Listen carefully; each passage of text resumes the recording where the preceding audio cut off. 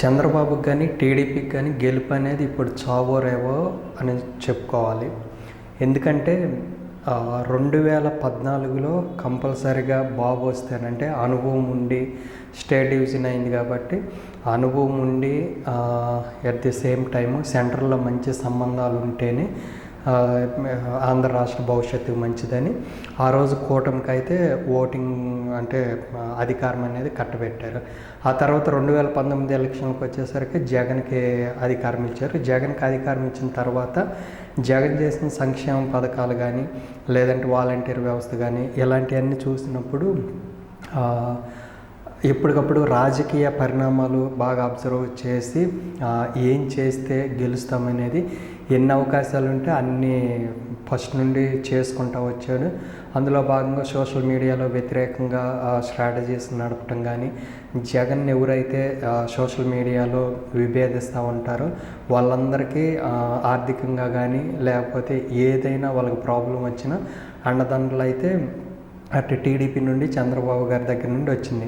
అనుకోని పరిస్థితుల్లో వివేక హత్య సంబంధించిన దానికి కేసు సరిగా నడవకపోవటము, సునీతారెడ్డి చిన్నగా టీడీపీకి ఫేవర్గా మారటం, జగన్కి వ్యతిరేకంగా మారటం, ఆ తర్వాత జగన్ మధ్య షర్మిల మధ్య వచ్చిన గ్యాప్ని అంటే వీళ్ళు సైడ్కి లాక్కున్నారు.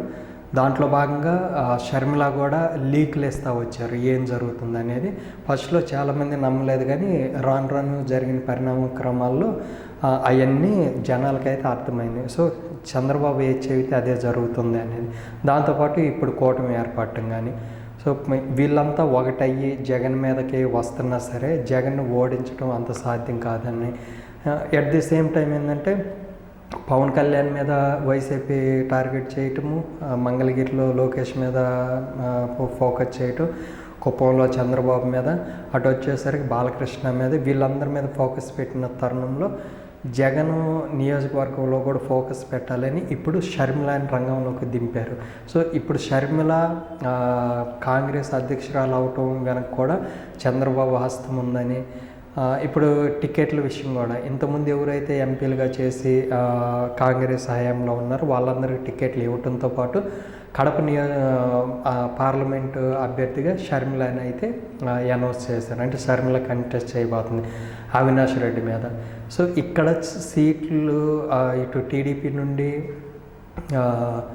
ఒక అభ్యర్థిని పెట్టినా కూడా ఆదినారాయణ రెడ్డిని ఆ సీట్ వచ్చి టీడీపీ అంటే బీజేపీకి ఇచ్చి అక్కడ ఆదినారాయణ రెడ్డిని కూడా తీసుకొస్తే షర్మిల జగన్ మీద ఓట్లు చీలితే అది టీడీపీకి ప్లస్ ఇద్దనే ఛాన్స్ కూడా చూస్తున్నారు.